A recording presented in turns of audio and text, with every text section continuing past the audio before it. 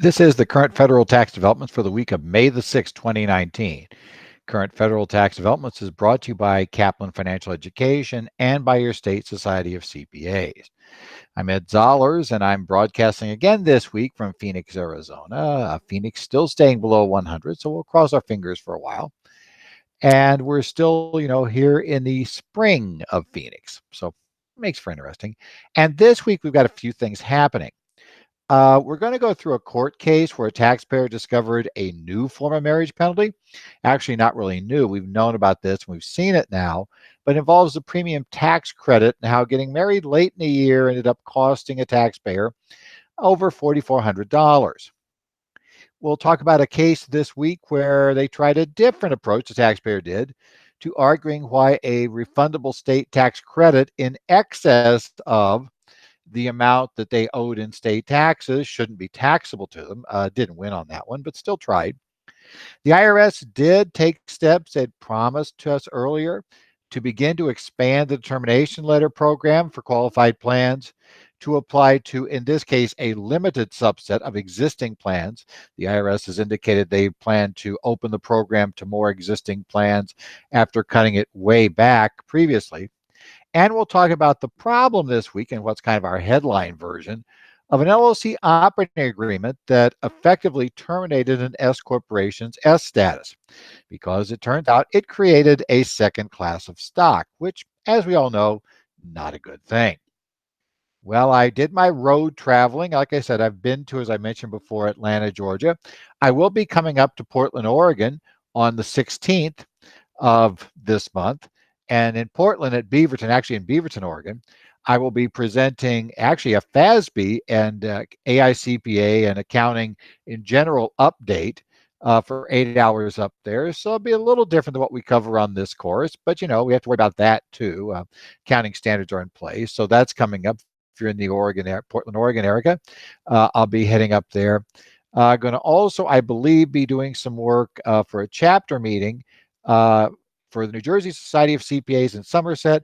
I'll be telling you a little bit more about that as we get closer, but we'll be doing some stuff there.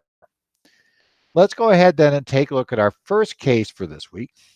And this case is the case of Fisher versus Commissioner. Tax Court Memorandum Decision 2019-44. The case was actually issued, the decision was issued on April the 30th of 2019. And this case involves the advance premium tax credit. So the idea here is the taxpayer had gone, she was unmarried. So this particular case involved the taxpayer in this case, who was an unmarried woman who went to the exchange, Christina, and Christina went to the exchange and she gave him her information about her earnings, her income, and that information. And the exchange determined that she qualified for a credit, an advanced premium. She qualified for a premium credit they expect at the end of the year. And so for that reason, because the whole purpose of the premium credit was to encourage her to buy insurance and to subsidize the health insurance, under the rules of the program, she is able to get an advance payment of that against each month's premium payment.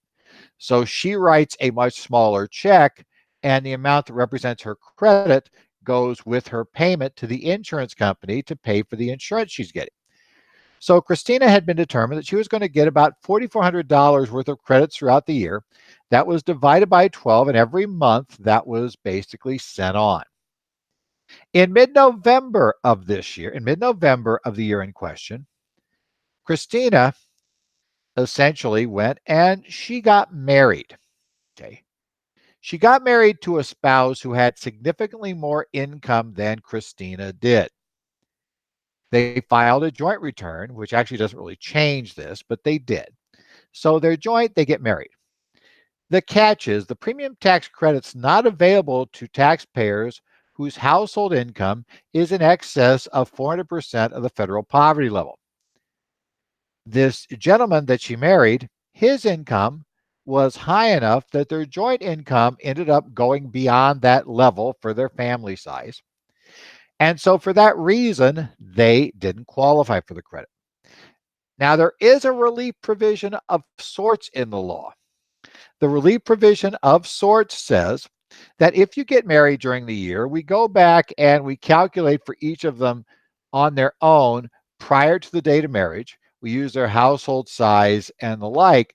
But the problem is we still have to take their household income for the year and divide that out. And when Christina is assigned half of the household income, she still fails. So at the end of the day, regardless, calculating the alternative method, the regular method, Christina owes the entire $4,400 back.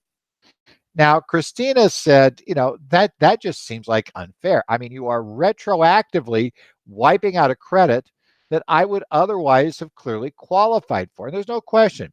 Had she been unmarried the entire year, had she not had that household with an individual whose income was way higher, she would have qualified for this credit. And certainly for 10 months of the year, she was not a member of that household. She did not have that additional income, but we were still going back and penalizing her for the entire year. And her argument was, well, that's just frankly unfair. And the problem is, as the tax court said, despite the fact they were sympathetic to her issue, they're not a court of equity and they can't ignore the law. The law itself requires this treatment. The law itself says that you have to pay back this credit if your household income exceeds a certain amount. The tax court had no option but to say, look, they didn't disagree it was calculated correctly. They didn't disagree with the amount she got. They didn't disagree with the 1095A issued by the exchange. With all of those in play, no disagreement on any of those items, the tax court said there's really nothing we can do in order to grant you relief. Because unfortunately, in a case like this, relief just isn't available. There is no option for relief in this case. Next up, another taxpayer who this time, though, was taking a different run on a matter we'd seen before. This is the case of Ginsburg versus Commissioner. It was an appeal of a case that was decided by the Court of Federal Claims. So it's at the Court of Appeals for the Federal Circuit. It is case number 1:17CV00075RHH. It was also issued on April the 30th of 2019. The facts in this case are similar to facts in a case we discussed back in 2015 in the predecessor version. I guess it is still the same podcast, and video cast, but it was back in the days when this was a Nichols Patrick podcast. We had discussed the case of Maines versus Commissioner. And in the Maines case, we had a situation where a taxpayer in New York had earned and received tax credits that were refundable by the state, and that the state labeled as being a state tax refund, income tax refund. He had said, well, you know what, I hadn't itemized, so therefore, it's non-taxable. The tax court said, sorry, I don't care what the state of New York calls it. The reality is this was an accession to wealth. They were not paying or reducing your tax to the state of New York. They were rather giving you money. Giving you money is an accession to wealth. There was no other exclusion to take it out under. Therefore, it's taxable. Now, this case, first thing is, didn't go to the tax court. And secondly, decided to argue a little different rule. In this case, the taxpayer in this case received credits that were brownfield redevelopment tax credits, again from the state of New York. The state of New York seems to be the one popular to go after these things. So you had these brownfield redevelopment tax credits. They were in excess of the tax owed. He had not reported that excess amount as taxable income on his return. Now, he didn't try to argue, as Maines did, that this was a state income tax refund and was non-taxable for various reasons. He said, no. He decided to try this a little differently. Even though he didn't report it, he's now saying, well, that this really isn't taxable because we got this credit for doing certain work, redeveloping and redoing the land. And because of that, we think in this case that really the state of New York was merely reimbursing us for work to clean out that land. And it's a more interesting argument. But the Court of Claims had a problem with it, and so did this court. The problem, they said, was really the credit. You think it's a reimbursement of capital. But in reality, the credit did not really require, they didn't give you money based on how much you spent. They gave you money based on doing certain things and maintaining certain standards, but it was not saying that, if you spend 500 bucks, we're going to give you 500 bucks. That wasn't how the credit was handled. Rather, it was a straight accession to wealth as long as you took the steps involved, and it didn't really worry about how much you spent. Or, it wasn't the sort of thing in the case that the state of New York was trying to, basically underwrite your cost of doing this work. Unlike the taxpayer we had in the last case, where it's pretty clear under, the premium tax credit is meant to clearly pay for those premiums, and you only get it if those premiums, are paid. So it's, and, and if it turns out the insurance company says next month, you know what? We really think your premiums are too high. We only really going to charge you a quarter of that. You're not going to still get the same credit. That wasn't going to be the case here. They just had to maintain certain standards. If they did, then, if they did maintain those standards, they'd get to keep the money. Well, the problem, the court said, is that's effectively still an accession to wealth. And under Section 61 of the code, generally, accessions to wealth are automatically considered taxable income unless they are excluded by some other provision. This improved their net worth by getting this credit. And yes, they had to go buy this thing to get it. But the reality was that, you know, they essentially they got this credit, and it was not directly tied to, how much money they spent to do these things. They got full title of the land. They weren't really otherwise restricted about the land. It's their land. So the theory being, or it's their property. So the reality was they said, hey, no tax, the tax refund is taxable income. Next up, a thing the IRS had kind of promised us was coming, Revenue Procedure 2019-20, that was issued on May the 1st, 2019. This represents a expansion of the IRS's determination letter program for qualified retirement plans, okay? Now, a determination letter gives us some comfort, gives us actually significant comfort that our qualified plan document is not does not itself have document problems that would make it non-compliant with the requirements for a qualified retirement plan under Section 401 or ERISA. And that's useful because obviously if we don't have a qualified retirement plan, then we don't get any of the magic benefits of those plans, which includes full deduction to the employer when the money goes in, no inclusion income by the employee when the money goes in. It doesn't end up generally affecting payroll taxes if it's an employer contribution, not deferral. We can do those 401k deferrals. It's got all this magic that can be done, but this magic requires that our plan document be in compliance with the requirements of ERISA and Section 401 of the Internal Revenue Code. So the IRS will give you that blessing if you send your plan in and pay a fee. But they have cut back dramatically on how they do it. I remember years ago when I first started basically in tax accounting. I was here in Phoenix, Arizona. Most CPA firms at that date were handling a bunch of qualified retirement plans. That was a really, really big thing in Phoenix at the time. And most of those plans were not 401ks.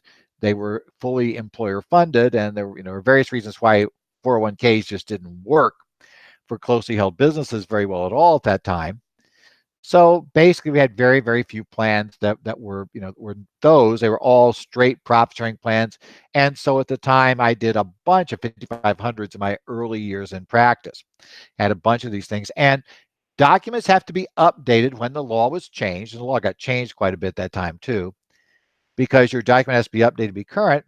And traditionally in those days, you would send, because we did mainly customized plans, or at least quasi-customized plans, you'd send them in for a new determination letter when you did these major changes. And that program continued over the years in various forms, but the IRS finally decided that that was too burdensome and a problem for them, even with the user fee. So they cut back and limited their program generally for customized, for self-developed plans to new plans and plans that were being terminated. If you are making amendments during the other interim periods, if the law changed and you had to modify the plan, or you otherwise modified the plan, Uh, you just had to hope that your modifications were good enough the service didn't want to waste time doing it. Due to complaints, they've now backed off on that somewhat. Now, beginning in September, they will allow applications for two types of situations. Number one, if you have a statutory hybrid benefit plan. That's kind of a long way of saying cash benefit defined benefit plan, a cash balance defined benefit plan. It's a hybrid because it's based on a deemed existing account is what you do, but it's a defined benefit plan. So those types, there have been some changes. And there were significant regulations issued, not terribly long ago after a number of these plans already been in place, and nobody could get a termination letter on that because, their plan couldn't qualify since it wasn't brand new, it wasn't being terminated. Now those plans can be submitted for a termination letter, which means the IRS can review the plan language against what the law now requires, and you will have an option to hopefully fix anything that's not quite right. They also have allowed a case where plans are merged. We have a lot of acquisitions have gone on. I mean, especially in the tech industry, there's been a ton of acquisitions that have gone on. And most of those old companies, the two separate companies, each probably had their own retirement plans. And when we merge those companies, we most often would like to combine the retirement plans into a single plan so that we're not running, if you've acquired a bunch of companies, and companies like Google and Apple have acquired many companies over the years, they don't want to have 42 different, retirement programs that apply to different groups, that are pre-existing plans. So we want to try to merge these plans into one centralized plan, hopefully to simplify administration. Well, up to now, if you did that, you again were hoping you got it right because it wasn't a new plan, so they wouldn't rule on that. Now they will again, beginning in September. If you have a merged plan, they'll rule on it. Here's the catch, though: we've been doing these for quite a while. So what happens if we send it in now for blessing, and it turns out they come back and say, "Oh no, that provision not good, need to be changed." We've been running with that provision for a few years. Are we in trouble? Are we going to get hit with big sanctions? Are we going to even maybe lose qualification? And the answer is no. The IRS also added relief provisions in here that will extend the period to fix problems with remedial amendment periods. And remedial means we can make them effectively quasi-retroactively after taking certain actions to solve the problems. And we're not going to face sanctions for that situation. To clean up issues, presumably issues that we're going to find when we send these plans in that previously we weren't allowed to send in. The IRS now says, well, we got this issue with it, and we're not going to give you a blessing letter until such time as you clean this up. You've now basically shown them all the dirty laundry, and that would seem to be somewhat unfair since they now could come in and examine the plan. So we now have a bit of relief. That's kind of good news for us. The IRS has also stated, they've implied that this is just step one. They are hoping to expand the determination letter program even more. So if you're like me, you're back from the days when it was just normal to get termination letters for most anything, you may very well feel much better about this option, especially if you have these customized plans. You're in a large organization that's customizing plans. So you'd love to be able to get these termination letters. Now, apparently, we're going to have a better option to get those. Let's go to what got a lot of discussion, at least on Twitter, when I posted this week. And this is a private letter ruling, 2019-18004. It came out on Friday. It's one of those things. Now, it's kind of funny. Years ago, I used to share doing this podcast with Lynn Nichols.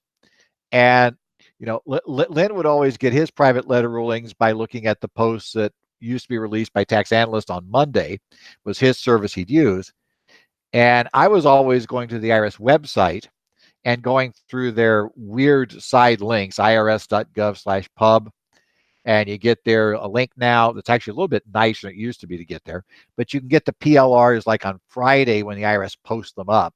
rather than waiting until Monday when your tax service posts them. Now, in the interim, what's happened is Tax Analyst has moved their publication date for the Monday stuff. They release it on the web on Saturday. And and the IRS has been a little more iffy with how those post, but I still get stuff there. And today, this time I got there Friday morning, and actually the first one I looked at was this ruling. It's like, well, this is neat because I haven't talked about this for a while. And it turns out that maybe a lot of people hadn't thought about this. We have here a limited liability company that elected to be an S corporation under the check the box rules. The PLR is not clear about how this happened and what kind of operating agreement it had at that point, what members it had, various things. In any event, though, on another date, that's a date other than the S election, so apparently we amended the operating agreement. It's not clear. The ruling really isn't clear how this did.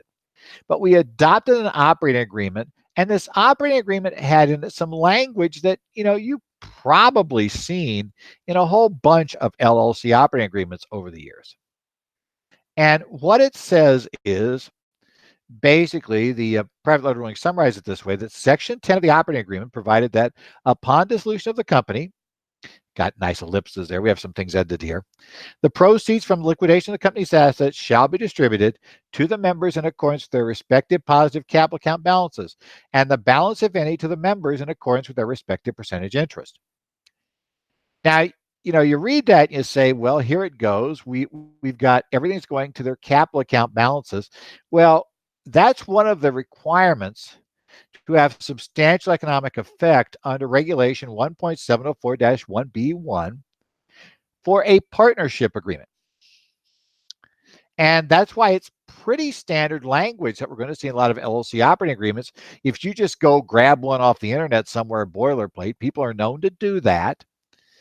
You just grab this boilerplate document, or the attorney who doesn't work a lot with S corporations created it. Maybe the attorney wasn't even aware you're planning to use an S corporation. You're going to do an S selection on this thing. So there is this nice vanilla LLC operating agreement that is formed. Well, here's our problem. That is a partnership provision. And the hitch goes to, in the under for S corporations, we look at Internal Revenue Code section 1362B. One of the requirements to be an S corporation is an S corporation can only have one class of stock outstanding. Now, the definition of class of stock for an S corporation is a little different than the definition you'd see under state law. And this definition also has to be expanded to cover the concept of an LLC operating agreement and member interest. An LLC doesn't issue stock. So we're in this weird world of trying to figure out how to make this work and how it fits. So we have an odd definition of second class of stock, because, by the way, second class of stock, voting rights aren't considered as class of stock, while for state law purposes, that's probably considered one of the most significant indications that you have multiple classes of stock. Under corporate law, there's different rights to vote. That's kind of a big deal. Not a big deal for the S corporation rules. Rather, for the S corporation rules, the key issue here is whether your stocks have, stock is considered to be a single class of stock if each share of stock. For LLC, we've got to kind of make this kind of glob, this unit that we're going to look at. So for each interest piece, whatever that piece might be, and I hate to use units because a lot of agreements will call that. That's not necessarily what it calls a unit, may not be the same as what we're going to consider a unit for this purpose. So just be aware, I'm going to call it this glob, this glob that is our ownership piece in the LLC, that each piece, however we do them on a quote per share basis, so we've got to break them into equal size things that are per share, that each one of those pieces always has identical rights, and the key word in that there is rights, to distributions and liquidation proceeds. Okay. Now, this is important because a couple of things to note there. The regulation you're going to find that does this is found at Regulation 1.1362-1L1 is where the regulation tells us what a single class of stock is. We are only concerned with rights, and we're only concerned with issued. types of ownership that are issued and their rights. If under any condition, and this is what's important, if under any set of conditions, there might end up being either a right to a distribution not in accordance with that, per piece status, or there might be a right in liquidation to a distribution not in accordance with that per piece situation, you do not have an S corporation because those pieces are considered to be multiple classes of deemed stock. Now we run into our problem in this case. That language didn't say each piece got the same. Rather, it looked to the substantial economic effect provisions of the partnership 704 regulations to say that we look at their capital account, which, at least in theory, does not have to be the same as their per piece interest. So because there is a possibility, even if unlikely, and by the way, nobody has ever said this LLC ever made a distribution that wasn't pro rata, or that actually even liquidated today, the distribution wouldn't be pro rata. But because of that possibility, if certain things happen, that a distribution might not be pro rata, that right problem is enough to kill it. Now, flip side of that is, as you'll find, and actually the people at the service that rule on these things will tell you the same thing. If somebody makes a disproportionate distribution, not because and they do it even though the documents say you can't, as long as there's no other agreement where the other people give up their right to the catch-up distribution, or they have it, and whether that right is formal or is just effective, wink, wink, you haven't terminated the agreement because rights are what matter, not what happens. How's that for? I mean, in many cases, S corporations are way form over substance. It's true here. It's true in debt, guarantees of debt. We see a lot of that. Form is way elevated over substance and guarantee, in terms of allocation of debt basis. It has to be, the loan from the shareholder to the corporation. That's key. It doesn't matter. You guarantee it doesn't count, right? Same problem. So, form over substance doesn't always win. I should say form over substance in this case wins out. So the problem was the day that this partnership adopted this agreement, they terminated their election, didn't realize it, but they did. Now, here's the problem. Somewhere down the line, we're reviewing the agreement. Why would we be reviewing this agreement afterwards, like a couple of years down the line? Well, quite often it's because somebody is looking at buying the S corporation. They may be wanting to acquire the stock. Sometimes that's true. Are we trying to set up a tax-free deal because they're trying to acquire it? They want to do it tax-free because they want to issue stock. So it'll be a stock for stock exchange. We can do the reorganization, etc. That would all work great. And I've actually had that happen with S corporations. Or even if they acquire the assets, they're worried, that if that corporation has this big liability out there, that they might somehow get tainted with that if they're deemed to have basically, taken all the assets of the company and allowed them to scurry off. They allowed them to perpetrate a fraud against the U.S. government. So quite often the buyer is going to send in a due diligence team. That due diligence team will review documents, and that due diligence team probably, would not surprise me, that's how this came up, was reviewing this operating agreement and ran to that paragraph and said to the buyer, well, here's the catch. They have this in the agreement. That creates a second class of stock almost without question. So arguably, this thing has not been an S corporation for, let's say, whenever they adopted this 10 years ago. So for the last 10 years, this has not been an S corporation. Should have been filing 1120s, and it should have been paying corporate level tax. It reported no income. It paid no tax. These liabilities have been running for all this time, and there'll be this humongous liability that would be way now in excess of their assets. So tough luck. Basically, we can't. If you buy this, you're taking a huge risk. And the buyer generally goes back and tells the seller, or what was going to be the seller, that you need to fix this or we can't buy you. We're gonna have to pass on the deal. So that's how these things quite often come up. Well, good news, it can be solved. You go to the IRS. The IRS has the right to waive inadvertent terminations, and that's the argument. What happened here? This termination was inadvertent. We fouled up. We accidentally, drop the ball and we don't have an S corp, but we were never aware of it. There was no bad intent, et cetera, et cetera. So you go to the IRS, and the IRS very regularly issues these, private letter rulings saying, okay, yeah, we agree that that's inadvertent. But the problem is you have to go to them because your U.S. election has been terminated unless you've gotten this, okay, you have now been forgiven letter from the IRS. If you don't have that letter, you don't have an S corp. So you can't just ignore the problem.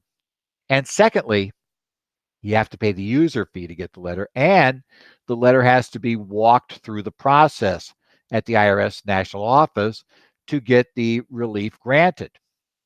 And of course, the catch is quite often, now we don't trust the advisors that caused this mess up. So quite often you'll see that the entity that's going to go and offer to apply for this ruling on their behalf is the due diligence team, which quite often is from a very large national accounting or law firm and is charging those levels of fees. And they're charging them back to the seller, but of course now the seller is thinking that my advisor should be paying this. So the problem here is it's a very expensive lesson about the care needed when using an LLC as a vehicle for an S corporation. It's a very, very dangerous thing. In fact, I've talked in the past, I was on the conference agenda in the past with somebody who actually did for a national and a big four firm, had been doing due diligence work in the S corporation arena. And she quipped in one sense, and I've heard this from other sources too, people that work in this area, that their view is there's no such thing as an S corporation. There's just something that used to be an S corporation, but blew their election in the past. The theory being almost every S corporation eventually blows her election. S's are extremely, extremely fragile. They are very easy to blow the election. And once the election's blown, you've got to get this private letter ruling to get it back. This means A, take real care with your S clients to make sure we don't have problems like second classes stock, non-resident alien shareholders, that if we have trusts, they are QSST or ESBTs, those sort of things we see problems with all the time, that we don't get shares put in a partnership, that we don't get shares held by a corporation that's not an S corp that holds 100%, we make a Q sub election.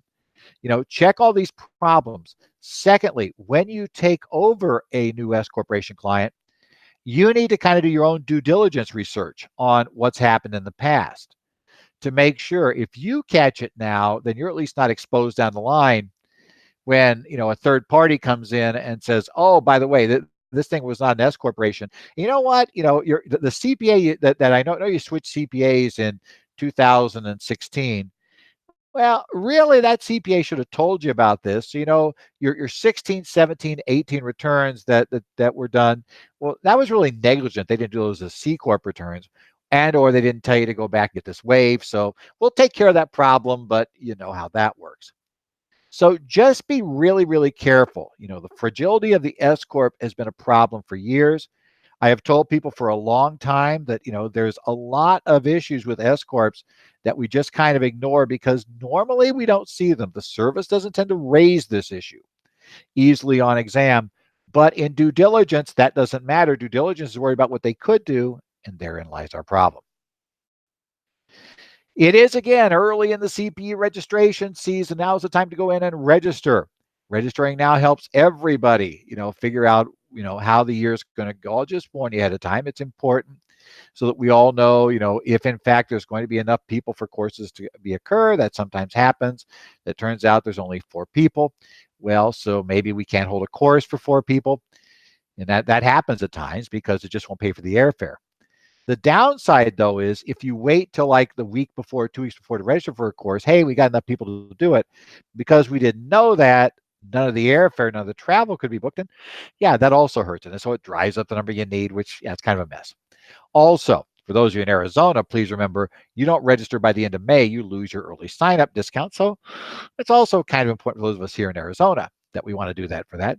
Your state societies have a bunch of options. There's a lot that happen during tax season. You really want to go in now and get some more information in place. And by the way, as I said, I'm teaching an A&A course. We're in the middle of the 3 big, you know, changes that came down from FASB. We're in the middle of implementation. When you're a public company or a private company, we're in different stages of those. But you've got all those things to take a look at. Now's the time to go take a look, plan your CPE for the year, and sign up. Your state catalogs are online, and for those that print them, most of the print catalogs are also out in the mail. So take a look, see what's happening, sign up. I look forward to seeing you guys. I've got courses coming up in New Jersey in June. I've got them in New Jersey in June. I've got them in Phoenix in June. We've got them, and actually in Tucson in June. I've got one preparing complex returns. We'll also talk about 199 Cap A. Be down in Tucson doing those. So be aware, some of those are going to be webcast.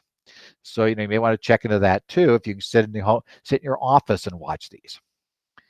So let's talk about, again, our updates are always found online at currentfederaltaxdevelopments.com. If you have any questions or comments, you can email me, edzollers at currentfederaltaxdevelopments.com. Twitter handle at edzollers, and we post things there. We get into discussions there. The S corporation ruling, as I said, generated a series of responses on that in that level.